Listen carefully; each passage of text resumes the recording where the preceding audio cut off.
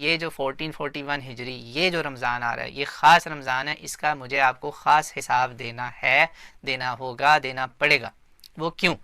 اللہ کے نبی علیہ الصلوۃ والسلام نے فرمایا، ترغیب و ترہیب میں علامہ البانی نے اس کو صحیح قرار دیا، 3355 3355 اور مستدرک الحاکم میں بھی ہے، سنن البیہقی میں بھی ہے، اور یہ جناب مشکات المصابیح میں بھی ہے یہ حدیث۔ اس کے مختلف الفاظ ہیں، جو اس کے 5 بڑی باتیں ہیں نا، اللہ کے نبی نے کہا 5 چیزیں ہونے سے پہلے کر لو، ٹھیک ہے جی، 5 چیزوں سے فائدہ 5 کاموں سے پہلے اٹھا لو۔ وہ کیا ہے؟ اللہ کے نبی علیہ الصلوۃ والسلام فرماتے ہیں، اغتنم خمسا قبل خمس اکسب خمسا قبل خمس، 5 چیزوں سے پہلے 5 چیزیں کر لو۔ پہلی بات اللہ کے نبی علیہ الصلوۃ والسلام نے فرمایا، شبابک قبل حرمک، اپنی جوانی سے فائدہ اٹھا لو اس سے پہلے کہ تم بوڑھے ہو جاؤ۔ دوسری بات آپ نے فرمایا، غنا کا قبل فقرک، اپنے پاس جو تمہیں ریسورسز میں نے دیے ہیں، جو اللہ تعالیٰ نے دیے ہیں، اللہ فرما رہا ہے کہ بیسیکلی اللہ کے نبی کہہ رہے ہیں کہ جو تمہیں اللہ تعالیٰ نے جو کچھ دیا ہے، اللہ تمہیں اس سے پہلے کہ تمہیں فقر میں مبتلا کر دے، تم محتاج فقیر مسکین ہو جاؤ، اس غنا سے فائدہ اٹھا لو۔ جو کچھ تمہیں اللہ نے غنی کیا نا، اس کا فائدہ اٹھا لو، ٹھیک ہے جی۔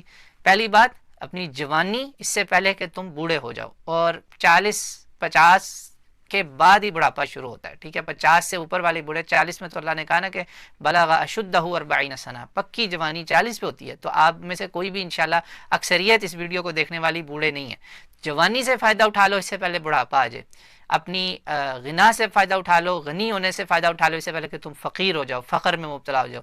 تیسری بات اللہ کے نبی علیہ الصلوۃ والسلام نے فرمایا، اپنی صحت سے، صحتک قبل مرضک قبل سقمک، 2 طرح کے الفاظ ہیں، اپنی صحت سے فائدہ اٹھا لو اس سے پہلے کہ تم بیمار ہو جاؤ۔ چوتھی بات اللہ کے نبی علیہ الصلوۃ والسلام نے فرمائی، شغلک قبل فراغک قبل شغلک، فراغک قبل شغلک، فراغک قبل شغلک، شغل، مشغلہ، مصروفیت، اس فری ٹائم سے فائدہ اٹھا لو اس سے پہلے کہ تم مصروف ہو جاؤ۔ حیاتک قبل موتک، اپنی زندگی سے فائدہ اٹھا لو اس سے پہلے کہ موت آ جائے۔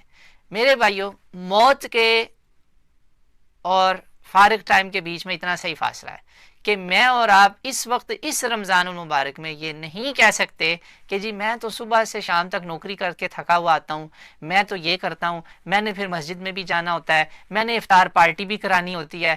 نہ تو آپ نے اس رمضان کو دیکھیں، آپ یہ کیسا رمضان اللہ تعالیٰ نے مجھے اور آپ کو دیا ہے، نہ اس رمضان میں آپ نے افطار پارٹیاں کرنی ہیں، نہ آپ نے خاندان والوں کو بلانا ہے، نہ آپ نے بڑے بڑے مسجدوں میں ڈنر سپانسر کرنے ہیں، نہ ہی آپ نے جو ہے وہ کیا اسے کہتے ہیں دفتر میں سارا دن گزارنا ہے، نہ ہی آپ نے مسجد میں ساری رات گزارنی تراویحوں میں۔ اب تو آپ ہیں، آپ کا گھر ہے، آپ کے بیوی بچے ہیں، اور اوپر اللہ کی ذات ہے۔ اب آپ کے پاس فری ٹائم آ چکا ہے، فراغت ہے، فارغ ہونا۔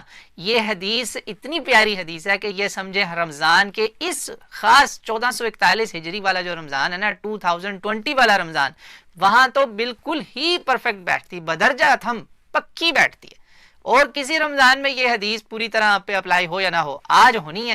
اللہ کے نبی نے کہہ دیا تھا کہ اپنی جوانی سے فائدہ اٹھا لو اس سے پہلے بوڑھے ہو جاؤ، صحت سے فائدہ اٹھا لو اس سے پہلے کہ تم بیمار پڑ جاؤ۔ دیکھیں بڑھاپے میں تو بوڑھا شیر بھی شکار چھوڑ دیتا ہے۔ شیخ سعدی رحمۃ اللہ علیہ کی میرا خیال وہ ہے گلستان سعدی، اس کا میں ترجمہ ایک بات کا بتا رہا ہوں کہ وہ مفہوم بات کا کہ بڑھاپے میں تو شیر بھی کہہ دیتا ہے کہ اب میں نے شکار چھوڑ دیا، تو بوڑھے ہو کے نیک ہوئے تو کیا فائدہ ہوا؟ کوئی فائدہ نہیں ہے۔ یہی وہ ٹائم ہے کہ شباب اپنی جوانی، اور بتا چکا ہوں میں پہلے جوانی کیا تھی، اس سے فائدہ اٹھا لیں اس سے پہلے کہ بڑھاپا دستک دینے لگے، چاندی اتر آئے سر میں بھی اور داڑھی میں بھی اور ہر طرف، ہیں جی۔ اور صحت سے بھی فائدہ اٹھا لیں اس سے پہلے کہ خدا نخواستہ کوئی وبائی مرض، کوئی مصیبت ہمیں پکڑ لے۔ آپ جتنے مسلمان اس وقت محفوظ ہیں، اپنے گھروں میں ہیں، بند ہیں، مسجد نہیں جا سکتے، اب تو آپ کے پاس، میرے پاس بہانہ رہ ہی نہیں گیا کہ ہم اس رمضان کا حق نہ ادا کریں۔ تو بس یہی میری آپ سے التجا ہے کہ اس رمضان میں نہ تو ہماری کوئی سوشل گیدرنگز ہونی ہے، نہ دوستوں کے ساتھ ٹی پارٹیز ہونی ہے، نہ افطار پارٹیز ہونی ہے، نہ افطار کے بعد کے حلقے مجلسیں، کچھ بھی نہیں ہونا۔ صرف آپ کا گھر اور اوپر اللہ کی ذات، یہ ختم ہو گئے سارے بہانے۔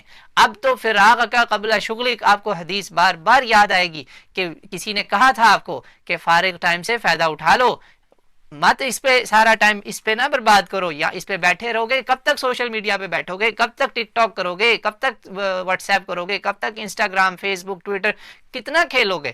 ان سب نے گواہی دینی ہے آپ سے. اگر مجھ سے اللہ تعالیٰ نے، میں نے جس پہ بات شروع کی تھی وہاں ختم کرنے لگا ہوں، اللہ تعالیٰ نے اگر پوچھ لیا کہ میں نے تمہیں ایک رمضان تمہاری زندگی میں ایسا دیا کہ جس میں تمہارے پاس ٹائم ہی ٹائم تھا میرا قرب حاصل کرنے کا، تم نے کیوں نہ حاصل کیا؟